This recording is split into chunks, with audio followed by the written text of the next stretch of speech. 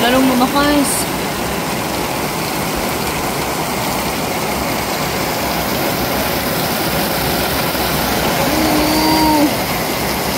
Hindi kami makakapagluto.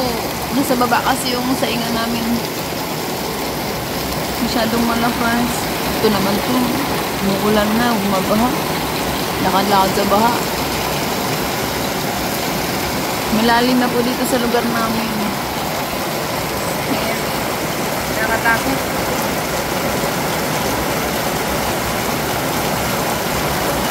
Diba, may dalang pagkain. Kami wala pa kaming pagkain. Hindi kami makapagluto sa baba. Bahang-baha. My God, nakatakot to.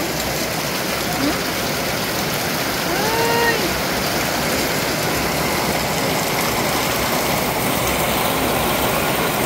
Nung baha, dati nung bago kami nasunugan, sa lugar na dati kami nakatira, hindi namin nakikita yung ganitong baha. Kasi nasa taas kami, tapos yung kusina namin nasa taas din. Ngayon kasi yung kusina namin nasa baba. Tapos nandito kami yung second floor. My God.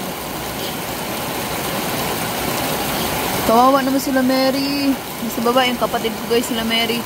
No, kawawa yung mga halaman ko sa baba. Wala na. Inanod na yun.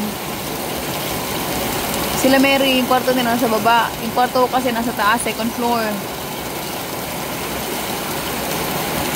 Nakatapos.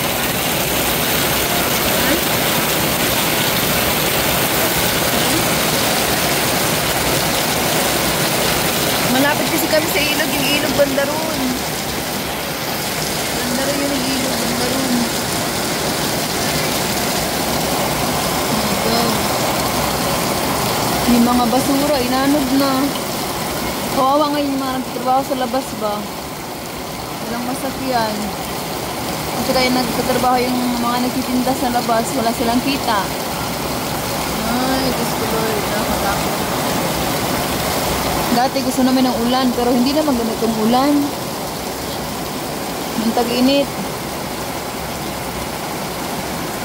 Hindi rin namin magamit yung CR namin guys. Hindi kami makatain.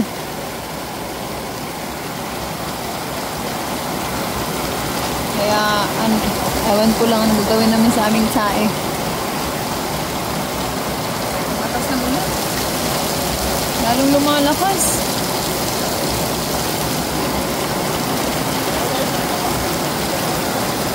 Naku.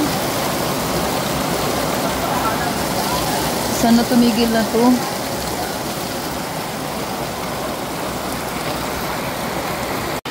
Ayan guys, lumalakas na naman ulit yung ulan, tas baha pa din.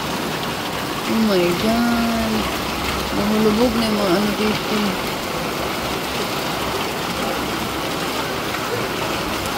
Yung iba walang pagkain sa loob ng bahay.